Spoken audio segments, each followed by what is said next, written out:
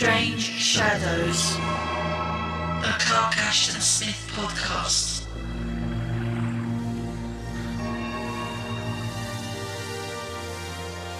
A circus had arrived in Auburn. The siding at the station was crowded with long lines of cars, from which issued a medley of exotic howls, growls, snarls, and trumpetings. Elephants and zebras and dromedaries were led along the main streets, and many of the freaks and performers wandered about the town. Two bearded ladies passed with the graceful air and walk of women of fashion. Then came a whole troop of midgets, trudging along with the look of mournful, sophisticated children. And then I saw the giant, who was slightly more than 8 feet tall and magnificently built, with no sign of the disproportion which often attends giantism. He was merely a fine physical specimen of the ordinary man, somewhat more than life-size, and, even at first glance, there was something about his features and his gait which suggested a seaman. Greetings and welcome to Season 1, Episode 15 of Strange Shadows, the Clark Ashton Smith podcast. The voice you heard there to lead us in was Greig Johnson reading the opening paragraph of the story that we are going to be covering today. I'm one of your hosts, Tim Mendes. And I'm the other one, Rob Poyton. Yeah, we're covering a story which I think neither of us had read before today, The Root of Ampoi. Yeah, no, it's a new one on me, like a completely new one on me. Yeah. And I think I have to say that this is, I don't want to say the worst we've read so far, but it's the least Smithian in a lot of ways. Yeah, it's a bit of a strange one, but it's quite telling because I'm going to get into this when I'm talking about the publication history. But Smith basically called it a dud. Right. And he hated it. So. Well, fair play to him for that. And there's certainly absolutely, I can't find any mention of it at all in the letters to Lovecraft. And as we know, they were writing all the time and saying, oh, I'm just starting on this story, or I've just had this one published. But I can't find any mention of this at all.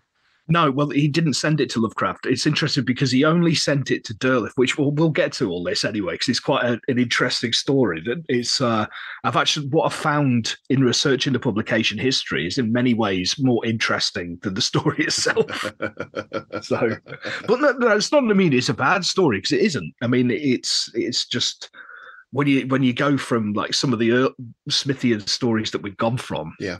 It's a strange one. It's a strange one.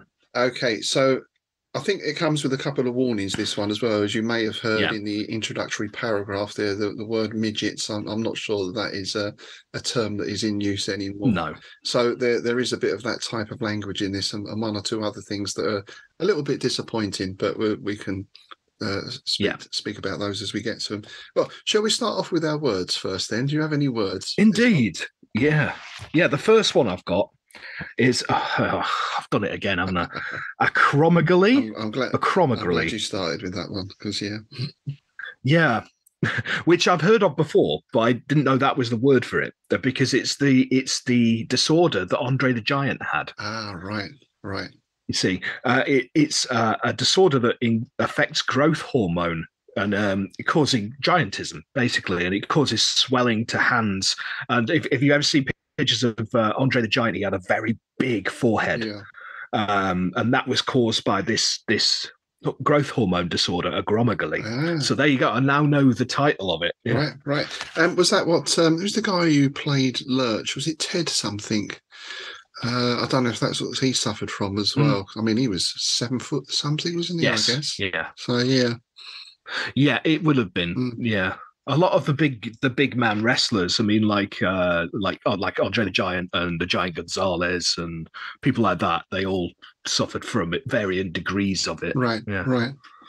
Well, my word is somewhat easier to pronounce. I went for allopath, which sounded sort of familiar. Obviously, we have homeopathy, et cetera, and it simply means modern medicine. Because our narrator is a doctor and an allopath, so a practitioner of modern medicine. That's all that means. Nice. Right. Yeah, the second one is another one that I've been wondering about because you see them all the time in movies that are set in like the Caribbean or out east. You see them them boats, which are basically like two boats like welded together. Oh, yeah. The double hull boat. Yeah. It's called a proa. Right. Yeah. Yeah. Yeah. Yeah. There you go. Now. And my final word, which is one that we've had before, but it's always a good one, sybaritic. Nice. A life of sensual luxury, basically. Yes. A sybarite, a sybaritic. Again, to me, that's about the only Smithian word in this one, pretty much, I could find. Yeah. Yeah, it's like the colours. There was no purpureals. So yeah, the language has changed, and we have to wonder: was he aiming at a particular audience or a different type of publication? But yes, I guess then that leads us into the history. Yeah, the quite torturous publication history. Yeah, well, it was completed on May the 28th, 1930, under the title "Jim Knox and the Giantess." Mm-hmm. Okay, and he sent it to Farnsworth Wright, and it was rejected on June the 12th. So less than a month. It took it less than a month to send it out and get rejected. Right. Yeah, he mentioned in a letter to August Derleth, "I seem to have more trouble with the endings of stories than anything else. God knows how many times I've had to rewrite. I have a dud on my ham now called Jim Knox and the Giantess, which will have to be given a brand new wind-up if it's ever to sell." So he went away and he rewrote the ending. And then he subbed it to Jungle Stories. Jungle Stories, my God. Jungle Stories, which was one of the Clayton magazines, better known for, I think their most well-known one was Astounding Stories. Right. But they put, I didn't realize just how many magazines these guys had. They had titles such as All-Star Detective, Western Stories, Cowboy Stories, Love Adventures, Love Stories, and Soldiers of Fortune. Oh. Seriously, there's about 25, 30 magazines these guys pumped out in the early 30s. Yeah, it's something we should do at one time, both on this and the Ainsworth Book Club, is a sort of history of pulp fiction, because it seems to me, people are very dismissive of it, for one thing, in literary circles. But yes, I guess it's like the Penny Dreadfuls in England from earlier. People like Dickens were writing for the Penny Dreadfuls, you know. Yeah, and Conan Doyle. Yeah. So not just sort of hack authors or whatever. I just feel there's an interesting episode in there to maybe we'll get someone in who's up on the history of the pulps. Yeah, absolutely. Yeah, that'd be great, actually. Yeah. But it was rejected from there as well. And he subbed it a few other places. And he renamed it at this point. He renamed it Food of the Giantesses. Mm-hmm. But nothing came of it. So now we fast forward to 1948. Wow. That's a long old time. That's 18, 20 years. Yeah, 18 years. 18 years. Exactly. Yeah. Mental. Yeah. Derleth was looking for stories for the Arkham Sampler, which was a quarterly Arkham House magazine that he put out. And Smith sent him several unpublished stories, including this dud. And this is how he actually put in his letter. I've sent you this story, and that dud about giants, right? Because he really didn't think much of it at all. And this is an interesting response here from Derleth. Derleth wrote back on the 10th of November, 1948. Curiously enough, the one of your stories which I incline to most favour is the dud, Food of the Giantesses. It does need a different title, though. It's an awkward title, and I suggest you supply another for it. Can you do so? I'll send you a check for it, which was $55 that you got paid for it. That's not bad for a dud. No, exactly. And Smith replied that he's glad that the dud passed muster. And he suggested a couple of other titles. The original one, Jim Knox and the Giantess, Genesis of the Giant, or Tall Man's Tale.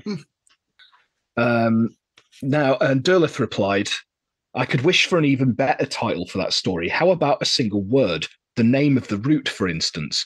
As I remember it, that is curious enough to be eye-catching. And he put in brackets, Root of Ampoi. Right. So that's what they used. So there you go. Yeah. There you go. Yeah, that's where the name come from. It was actually August Derleth that came up with the title of the story. Which is a better title, to be fair. Like you say, the Giantess thing is a little bit... Yeah, well, that's what he said, isn't it? It just looks a bit clumsy, sort of thing. And, so it was finally published in the spring 1948 issue of the Arkan Sampler. It was then later republished in a fanzine, literally like a couple of weeks before Smith died. Oh, wow. So only 2 publications in his lifetime. And I'm guessing the Arkham Sampler didn't have a huge circulation. No. So this was never picked up for one of the paperback anthologies or anything else. No, not until after it was added in the one that came out from Arkham House posthumously. Right. Yeah. It was in that. Yeah. But not in his lifetime. It wasn't anthologized. Well, I mean, if he thought it was a dud himself, then exactly he wouldn't have been upset. I would imagine he'd been quite pleased to get 50 odd. Well, he was.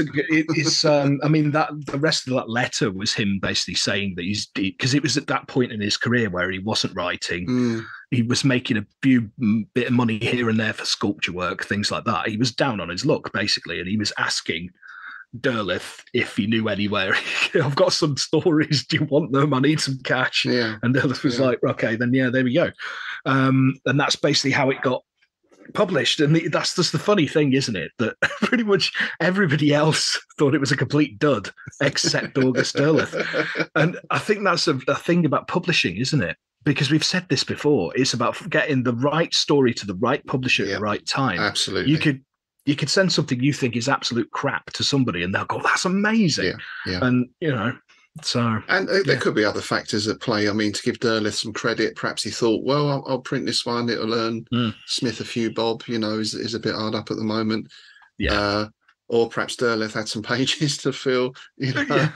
Well, this is it. You don't know, do you, with publishers? Yeah. It's because it's a strange old beast publishing. You need to fill columns, but you also want the best stuff possible. Yes. And also, if you're a friend of somebody and they're down on their luck, you want to try and help them out. Absolutely. I mean. So I think we can give Derleth some credit there, which I know people are often down on him. Well, we've ploughed that furrow before, so we don't need to go over all that again. But I'm with Derleth on that one. Yeah. But I'm also with Smith on this being a dud. It's my least favourite story so far. I think it's mine as well. Yeah, it's. I think it's just because it's lightweight, which is something I've never been able to accuse anything by Smith of being before. Yeah, it's quite mundane in a lot of ways. I know we're in.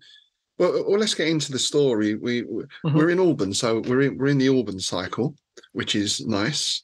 Yep. And we always tend to think, as we said before, if the story is set in Auburn, it's going to contain something autobiographical of Smith, but I don't think this one does at all. The Auburn setting is irrelevant, really, because we're only in Auburn for the first, page, not even that. Yeah. And this doctor has seen this, the circus has arrived. So there's a couple of things here. The first is the name Ampoi itself. The only significance I could find to that is it's the name of a river in Romania, or the River Ampoi. I'm murdering that pronunciation, no doubt, as it's known locally.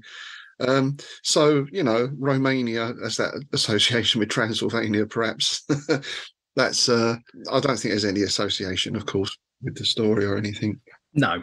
And then we get this list of the bearded ladies, etc., etc. And this put me in mind, because it would have been not long after, the Todd Browning movie, Freaks. Yes. Which was this group of people. Gooble gobble, one of us. Yeah, I think that was 32, so just after this. And again, I wonder if this was something in the air at the time, this question of the carny folk. And I don't like using the word freaks, but that's the name of the film, and that's what he calls them here. But yeah, we're coming out of that Victorian era, aren't we, of the Elephant Man and all that kind of stuff. Yes, yeah. And you got your P.T. Barnum and all that stuff in the States, haven't you? All that kind of thing. And what was that mermaid figure where it's obviously a chimpanzee with a fish's tail stuck on it? Sewn to a fish. Yeah, it's quite disturbing. I always found that. Yeah, I thought that was quite funny. The Rob Zombie movie, House of a Thousand Corpses, when he lampooned that by actually sewing a bloke to a fish. Now, that sort of thing happens quite a lot in Innsmouth. Yes. Luckily, we're not in Innsmouth at the moment, so we can speak freely. And again, it's this rather odd little setup. And I know we're reading this with modern sensibilities, where he sees this huge figure of a man who doesn't appear deformed in any way. He's just extremely large. Yep. And he looks at the guy, and the guy looks at him and lurches over in sailor-like fashion and says, "I say, sir, could a chap buy a drink in this here town?" He says, "Come with me." It's like, okay, all right. Yeah. But this guy has caught his interest from a medical perspective. We quickly find out. Yeah, come with me. I'm an allopath, and I can tell without asking that you're a sick man. And that's when we get introduced to our lead character, Jim Knox, who then tells us the story about how he came to be like this. And we learn that Knox is a sailor and a boatswain, and is an adventurous Cockney. Is there any other type? So at last we got a subject I feel qualified to speak on. Yeah. There we go. It's an interesting thing. Cockney is obviously very commonly used now. It basically now means anyone from London, pretty much. But it used to be much more specific. The first use of the term is in 1362. There's a poem by William Langland, and a Cockney in there refers to a small misshapen egg. So some people say that's where the term first originated. Although, if we go forward 100 years or so, it was also apparently a term that rural types called town dwellers. Basically, they saw town dwellers as being effeminate, so they're called Cockneys, which is from the Canterbury Tales. That refers to basically a pampered child or a milksop. So that's like our north-south thing, right? Isn't it? Shandy drinking southerners, yeah. Now I can talk with authority. Yeah, so I once went into a pub in Macclesfield and said, "Can I have a shandy?" He said, "We don't do cocktails." So mate, if you did that in Macclesfield, you'd probably just get punched in the face. I almost did. I was in a pub out in Lincolnshire and asked for Scotch and Coke, and the guy refused. He gave me the Scotch, but he wouldn't give me the Coke. Yeah, because that was a big London drink at the time, Scotch and Coke. That was what gangsters drank, so that's what we were, sort of being very sophisticated. So then in 1600, we get this association with Bow Bells, and just after that, a travel writer called Fynes Morrison wrote, all within the sound of Bow Bells are Cockneys. So that's where that association comes from. Now, people often think that's Bow Bells at Bow by Stratford, but it's actually St Mary le Bow in Cheapside, which is a very old church. I think it was destroyed in the Blitz, but I'd have to check on that. Or certainly it was damaged. And I think from the war up until about 1961, the bells were actually damaged and they never rang. So technically, anyone born in those years was not a Cockney. Now, I was born in the borough of West Ham, which, if the wind is blowing in the right direction on a day, is just about on the border of where you could hear Bow Bells. Nice. So I'm marginally a Cockney, perhaps, but certainly an East Ender. And the two have become synonymous now, really. Yeah. And probably, I guess, the main thing that everyone knows about Cockneys, apart from us being cheerful thieves, always ready for a fight. A sing-song and a fight. And good old knees up and jellied eels. That's it. It's the rhyming slang. Which I'm always fascinated by, because I love languages, and I think the English language, as we see with Smith, is one of the richest around. Yeah. And the London slangs in general, we have this really nice mix of things like thieves' cant, Polari, sailor slang, the market traders, and rhyming slang, and they all sort of mix together in this melting pot. And I think the beautiful thing is with rhyming slang in particular, it continues to develop as well. Yes. Yeah. Even things like a Ruby Murray, which was a curry when I was growing up. Yeah, Ruby. Yeah. Yeah. You wouldn't hear that so much now because nobody remembers who Ruby Murray was, for example. So they'll, it'll be updating all the time. One of my mates is a Cockney, and the other week his missus was playing hell with him because he'd said to his kid one night, he said, "Go on then, get your Jeffrey Dahmers on," and get your Jeffrey Dahmers on and get upstairs. Get your Jeffreys on. That's nice. Get your Jeffreys on. Yeah. It's lovely the way it develops, and I love that use of language. I mean, some say it was originally so the police couldn't understand what people were saying. Maybe, maybe not, but I think part of it is just a natural wit that you get in certain working class areas in England. And my favourite was like the double rhyming slang of Aris, which means your backside. Your backside, yeah. Because Aristotle is a bottle and a bottle and glass is your arse. Yeah. So I always think that's a nice little thing, you know. So that's Cockneys. Jim Knox is a Cockney. So we can expect a little bit of pilferage later on, I expect. Which indeed is what we get, right? Well, he does seem a bit like a bit of an explorer version of Del Boy, doesn't he? He basically, the whole point of this is he's trying to wheel and deal with these. Absolutely, yeah, because he's after the rubies, right? Indeed, yeah. So he ends up getting shipwrecked in the Banda Sea, which is in Indonesia, and he is rescued by our fishing proa that you mentioned earlier and carried to Sulawesi, which is, I think it's Papua New Guinea. It's that kind of area we're in. Yeah. And this is where he hears this legend of the unique tribe that dwells on a well-nigh inaccessible plateau of the Arfak Mountains. Now, I did laugh a bit at Arfak because that's a bit like, oh, fuck. But, you know, that aside, that is an actual mountain range in West Papua New Guinea. And there are lots of small independent tribes that live there, and the area is mostly known for being a haven for rare bird species. The name Arfak actually means inferior in the local language, which I guess because these mountains aren't as big as... Yeah, those sort of lesser. Yeah. And this is where I started getting this sort of King Kong, Edgar Rice Burroughs vibes. Yeah, I had two big load of vibes with this. The first one was Edgar Rice Burroughs, and the second, as I mentioned to you before, was Carry On Up the Jungle. If anybody's seen Carry On Up the Jungle, you will know exactly what I mean. And he hears this story about a tribe that has a surfeit of rubies, wondrous rubies, and also the women of the tribe are giantesses. Yeah, 9 feet tall and pale as milk.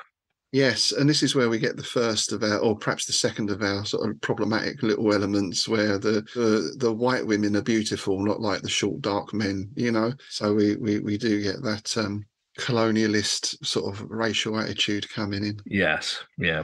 So he procures 2 sacksfuls of mirrors and glass beads and manages to reach the coast of northwestern New Guinea. There he hires a guide who says he knows the whereabouts of the giant Amazons, and they strike boldly inland towards the mountains. So there we've got another trope, isn't it? The white man comes with his little beads and all that, and the locals happily give up their diamonds and rubies and emeralds. I suppose it's of the time, and Smith was just taking advantage of that sort of trope for the story. Yeah.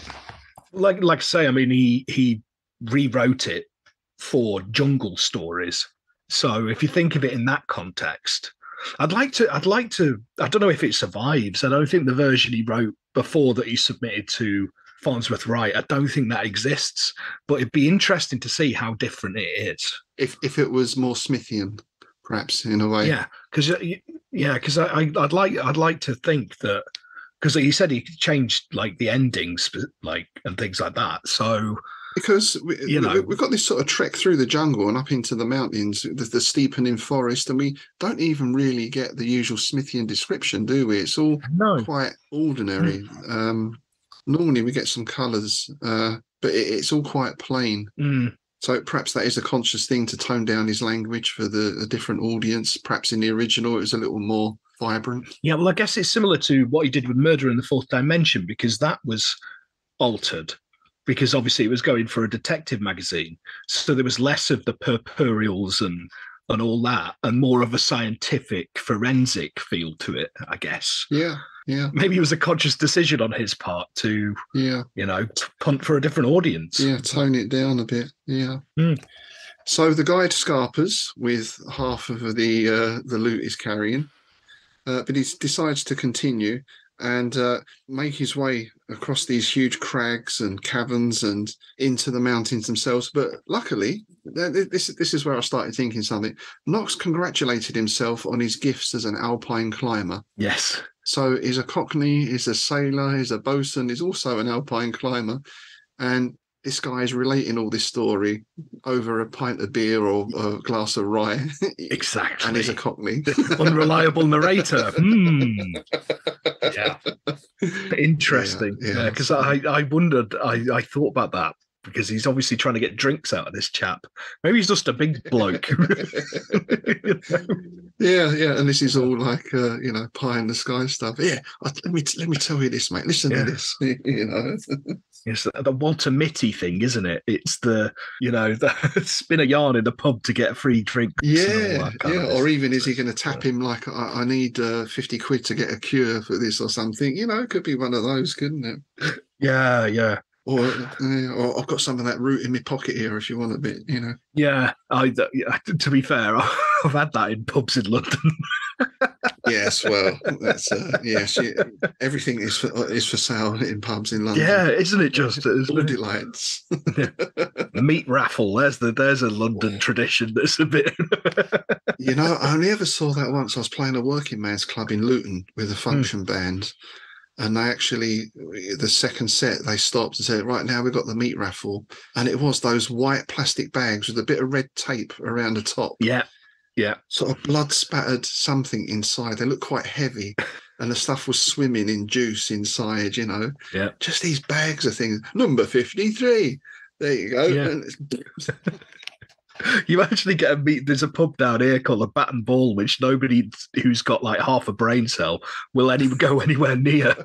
And they have meat raffles in there. They had it on a chalkboard last time I walked past, and I just burst out laughing to myself. Of course, they have a meat raffle. What sort of meat is it? Meat. Yes. Meat. So anyway, he clambers up these mountains and through the passes and through the caverns and everything else, and he finds this tribe. By this time, he's covered in dirt and the stains of party-coloured ores acquired in his passage through the cavern, so he probably looks a bit of an odd sight. And the approaching men seem to regard him with a sort of awe, which again is this trope, and the stranger turns up. And the trope of the day, you're either made a god or you're put in the pot, or a combination of the two, and it seems. Well, there was mention of that either just coming up or just afterwards, that he was a little bit dubious because he'd heard tales of cannibal tribes and things like this. So this Knox chap, he is basically a walking colonial stereotype, isn't he? Let's face it. Yeah, and as we see, it gets even worse a bit later on. But I did wonder if Smith was just having a bit of a pop here. Well, he did say it is a satire. So yeah. So it's not necessarily Smith's viewpoint, but he is. Well, no, I mean, yeah, I got that from the way it's written, because it's all what he thinks and he says. It's not what the writer. It's one of those, if you write a character who's a complete despicable piece of crap, it doesn't mean it's not your views. Well, tying it back in with the Cockney thing is Alf Garnett. Yeah, exactly. Yeah. For viewers perhaps not from the UK, Alf Garnett was the central figure in a comedy series set sort of 60s, 70s, who was basically a racist bigot. Yeah. And the series kind of lampooned him. But unfortunately, what you find now is a lot of people look back and say, oh, Alf was right.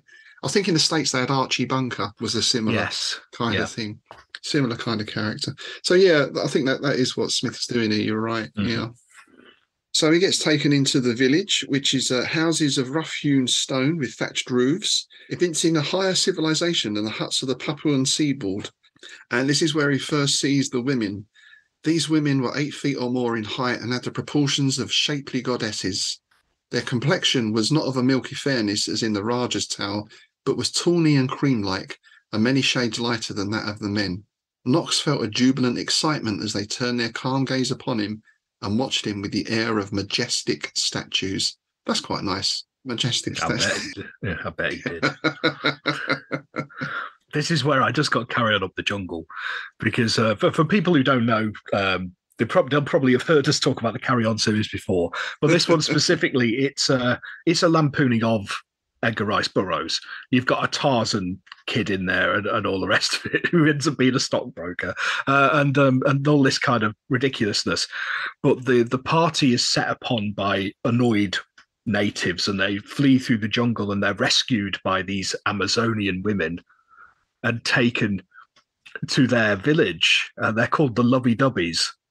And one of the main plots in this is Joan Sims's character is looking for a husband because he went missing in the forest. And it turns out that their baby is now the Tarzan boy child thing, right? And they turn up, and the lovey-dovey's their king is Charles Hawtrey, and he's brought out in this big ornate throne. Oh, hello. And I just kept seeing this image over and over again in my head when I was reading this. Absolutely, absolutely. And the other thing that it reminded me of, especially once we get a little further in, is some of the comics of Robert Crumb, who was a sort of underground, illustrator, comic artist in the 60s, 70s. And one of his continual themes seemed to be quite spindly, scrawny men being discovered by Amazonians, or I think even in one case there was a big tribe of female yetis, very large and very statuesque, and then certain things would occur in quite graphic detail. So it kind of put me in mind. Why? I wonder if Robert Crumb ever read this story, actually. Seems a little bit unlikely, but nonetheless, it very much those same sort of vibes. Yeah. So this is where he meets the Queen, right? He's taken to meet the Queen. I was given a good scrubbing first, isn't he? Yes, he is, yeah. Cleaned up, given a meal of taro, a millet cake, and roast pigeon piled on enormous platters. And he meets the Queen, who is called Mabusa, which it sounds quite an African name, doesn't it? Mabusa. Yeah, yeah. The only other thing I could think with that is it reminded me of is it Dr. Mabuse or Dr. Mabusa? Dr. Mabuse. Mabuse, right, which is Fritz Lang. Fritz Lang took the character and made 3 films out of them.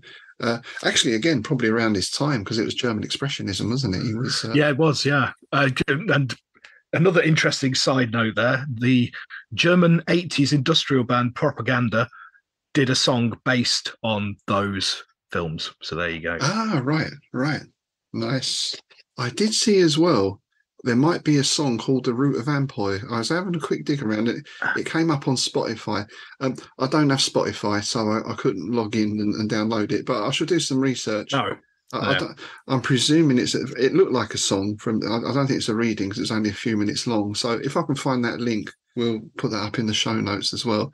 I'm not sure what that song would sound like, but yeah, it'd be interesting to hear. Yeah, there's actually quite a few. A lot of them are experimental noise bands and industrial bands, and very much in the experimental side of music.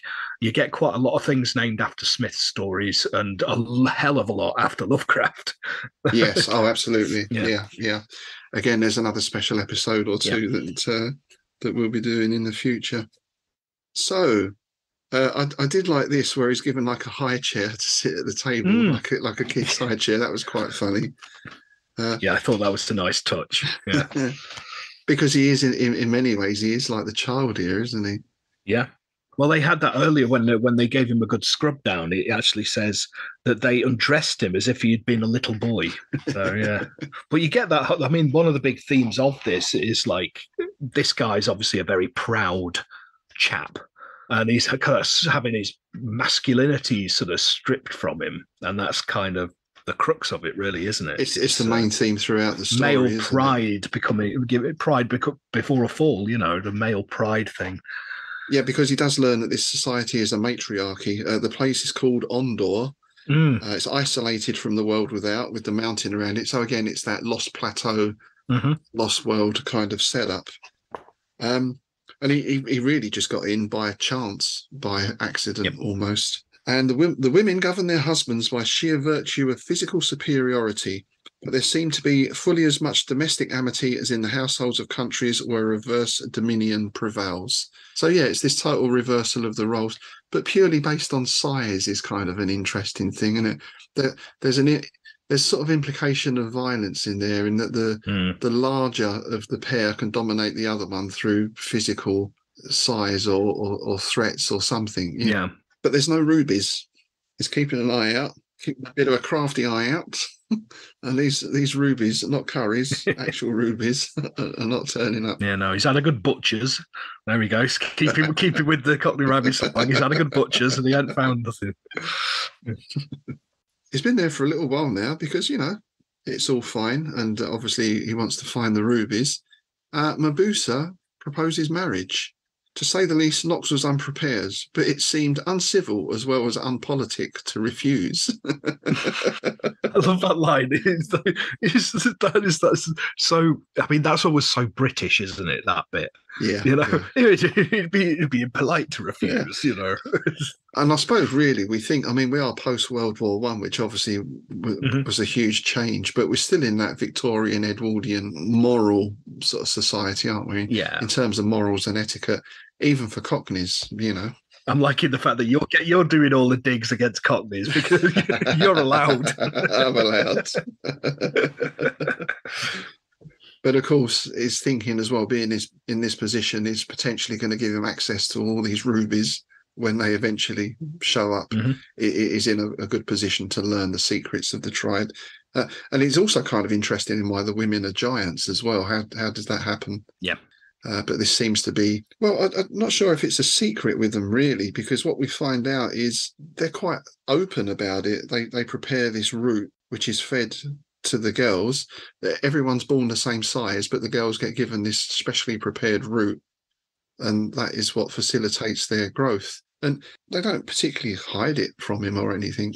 No, because he tried to find out when we first got there, and they were hesitant. But as soon as he got married, they told him all about it. So, yeah, it's not really a secret at all. No, and still nothing about the rubies. So it's starting to get a little bit impatient now. And the other thing he gets impatient about is, as it's put, basically the Queen's nagging. As she'd often reprimand him or set him right on some point of Ondorian etiquette or the general conduct of life in a sweet but strict manner. And it never occurred to her that he might even wish to dispute any of her mandates. So it is this total reversal, isn't it? Because this is what is expected in Victorian society. The husband takes the lead in anything, and the wife just goes along. But this does irk him. And you're talking about the pride, his male pride, his manly British spirit revolted. Yes. And here we go with this stuff, If the lady had been of suitable size, he would, in his own phrase, have knocked her about a little. But obviously he's intimidated by her size in order not to do that. Yeah. So there's that rather horrible sort of notion of, well, domestic abuse, really, domestic violence. It's all right to knock the wife around a bit if she doesn't, doesn't fall into line. Yeah.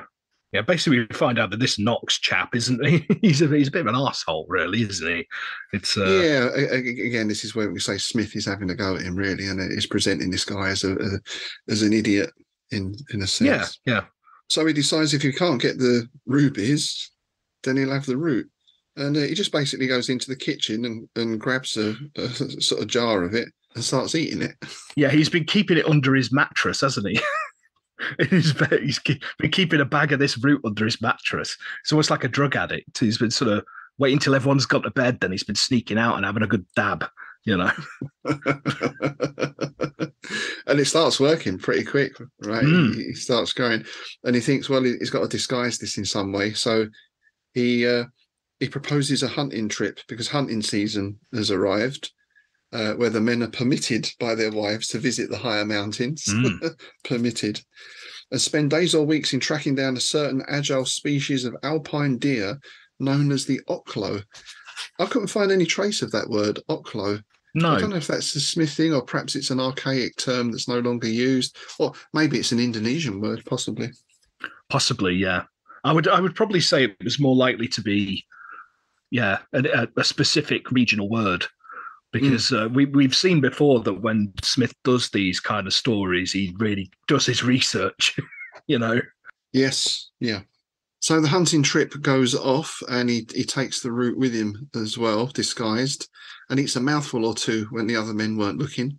And at night, when they were all sleeping quietly, he would steal to the bag and devour the aromatic stuff by the handful. He must have a fair-sized stash of it here. Yeah. It's apparently the stuff looked like a fine variety of sage and had an aromatic smell and spicy taste. Sounds pretty good to me. Wonder if you can get it in Boots. Perhaps you can get it on prescription. Holland and Barrett, mate. That'll be it. Yeah, it would be like 15 quid for a bag in there, wouldn't it? Yeah, 15 quid for a thimbleful. Yeah. We get that mention of alpine climbing there again. So I wonder, is alpine climbing a particular technique, perhaps? Is it where they use just a minimum amount of ropes or something? I've sort of an image, a guy with ropes and those sort of little pickaxe things, Yeah, kind of stuff. Maybe it's a particular type of climbing. very possibly. Yeah, very possibly. Which I wonder if Smith would have been familiar with, as he was up in the mountains quite a lot, wasn't he? Yeah. And by the time they come down from the mountains, the other men in the party are lagging behind him. And he strides on, and he's like a colossus now. And he's got 3 of these Oklos slung over his shoulders. And the rest of them have got a couple of rabbits. And no one's around. The place looks deserted. Well, 2 of his mates had done a runner during the night, hadn't they? They'd vanished while he was asleep, but he did, because he was so sort of like, he's almost like he's got a bit of roid rage going on. He's almost like he's juiced up on steroids, isn't it? He's just like, he didn't care. He's just like, they probably fallen to a death screw him kind of thing. That's a good point. Yeah. And the women all come out, this army of giant Amazons, and their utter stillness was more dreadful than the shouting of tumult and battlefields. Now, we can relate to that, perhaps. No. We won't say anymore, in case people are listening. Get me in trouble, you Will Boyton. Give me a fight in a pub any day.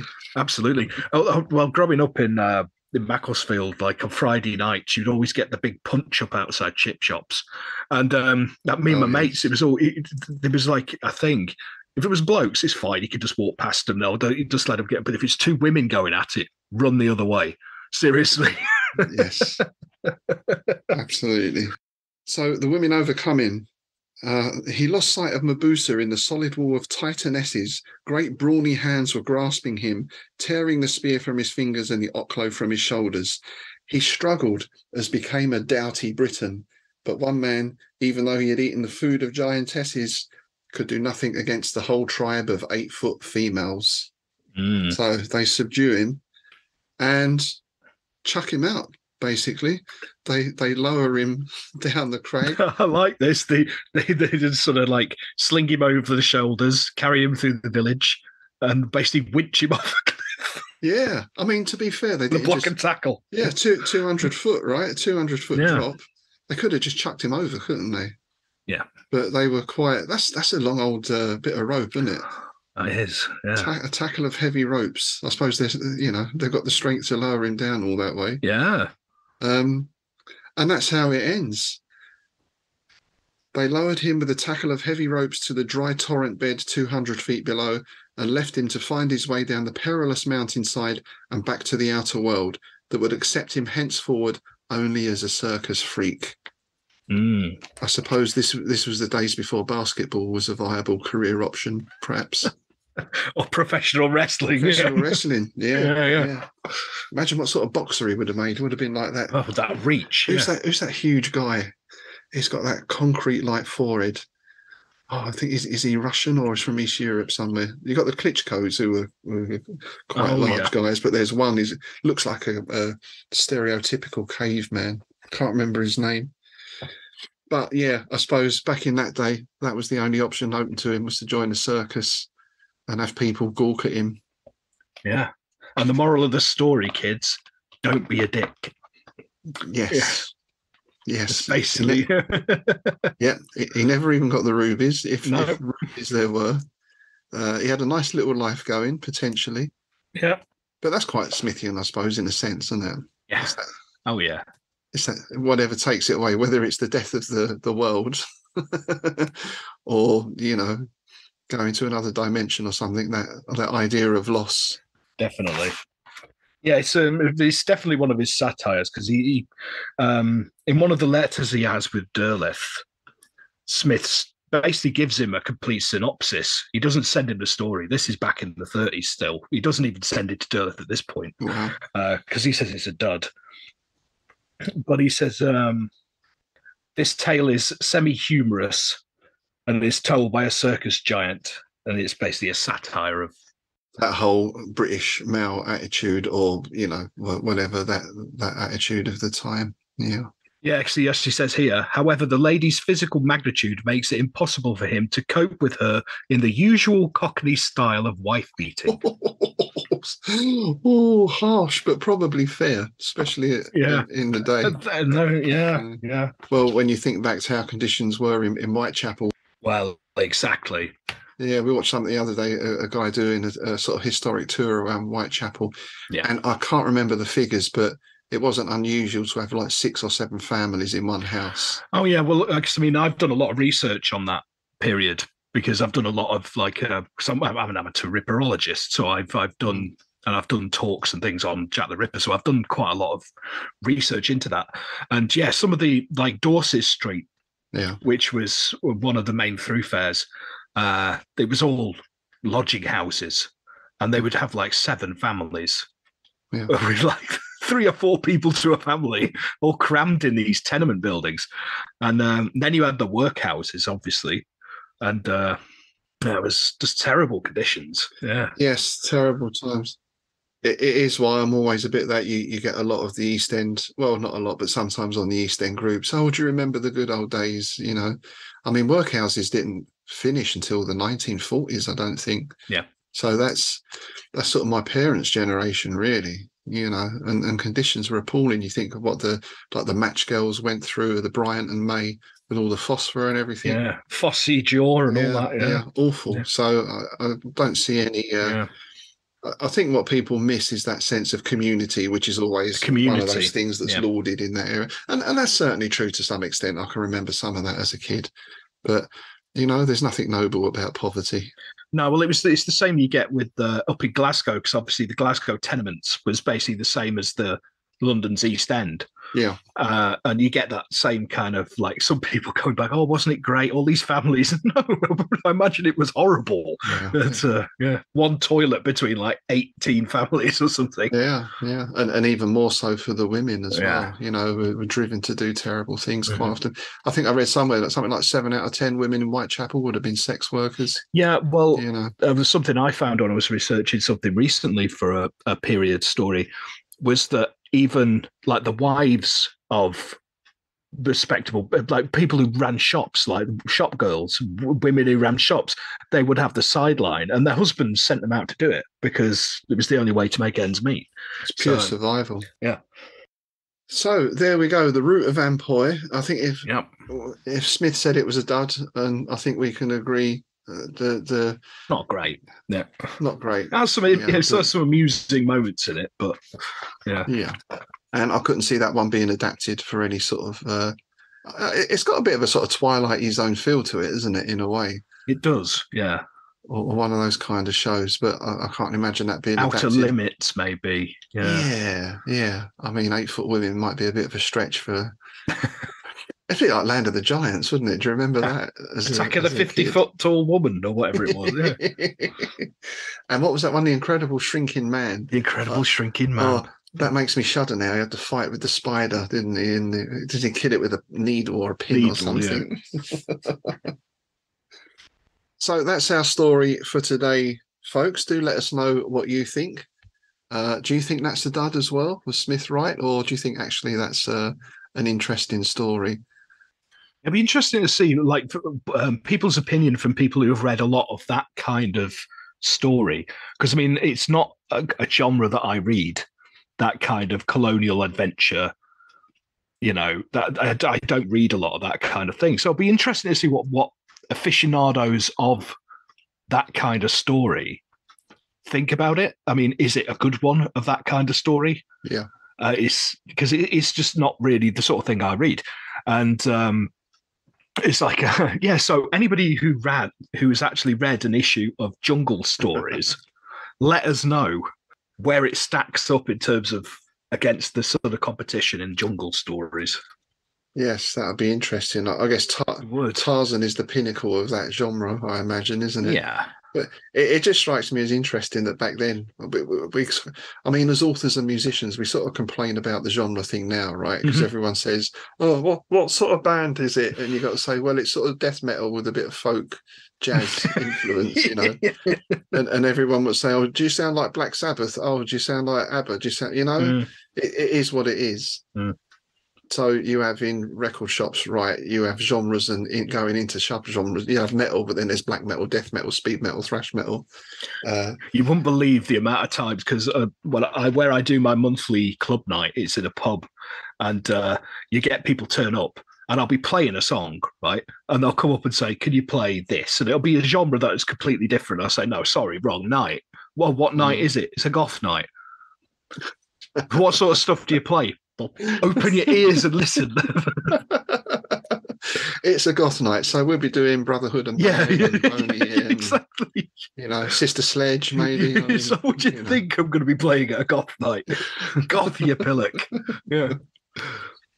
It is strange. So it is interesting for me to see that back then you had, there were spicy stories, there were detective stories.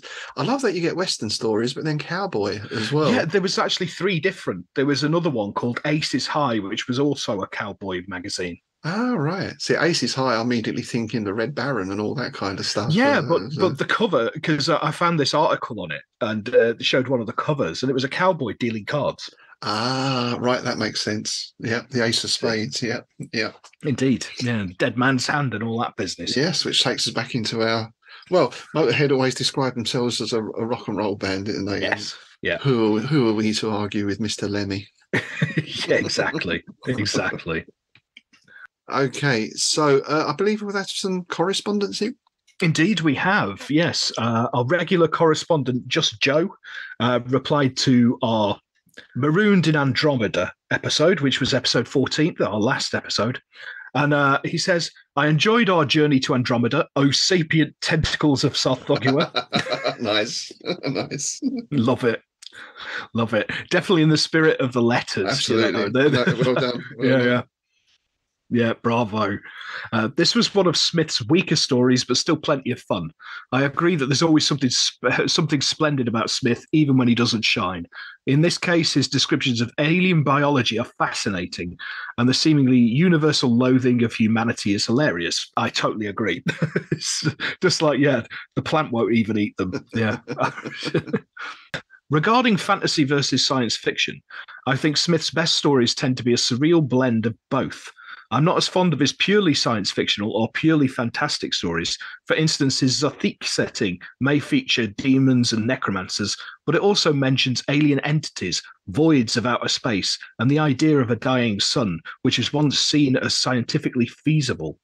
And Sarthogua may be worshipped by sorcerers, but he's also an alien from Saturn and Yugoth. Even Smith's Martian stories are written in the style of fantasy adventures, which that's very, very true. Yeah. He also seconds the notion of reviewing Smith's play The Dead Will Cuckold You. So we will definitely have to do that. We will have to do that. Maybe we'll do it as a special at some point. Yes. Yeah, absolutely. Yeah. And he said that in a letter to August Derleth, he said he was planning a prose version of the story. And Dr. Farmer said that he spent some evenings with Smith and his wife Carol acting out the play together, with Smith playing the role of the evil king.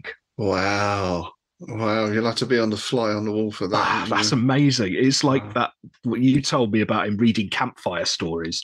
Yeah. Yeah. Reading Lovecraft stories around the campfire. Yeah. Incredible. Brilliant. Yeah. So thanks for that, Joe. And it's always good to hear from people. So if you do have any comments, get them down wherever you listen, basically. Yeah. And also we've got some new YouTube subscribers as well. So thanks for signing up to that. You can leave messages on our YouTube channel, on our Facebook page, and of course on our Patreon site. And on our Patreon site, you can also sign up to support the show, as well as getting bonus content for Strange Shadows. You get bonus content for the Innsmouth Book Club. You get a monthly copy of Innsmouth News, which has articles and author features in it. And you get our eternal goodwill, and we promise when Sarthogua returns, we won't sacrifice you to him. Can't say fairer than that, can you? Yeah, exactly. At least not first. At least not first. Yeah. All right, so we're coming to the end of Series 1 now. I think we've just got 2 more episodes to go for the first volume. So we're going to cover those, 3 remaining stories, and then we'll have a kind of wrap-up episode. and maybe a special or two just to round things off.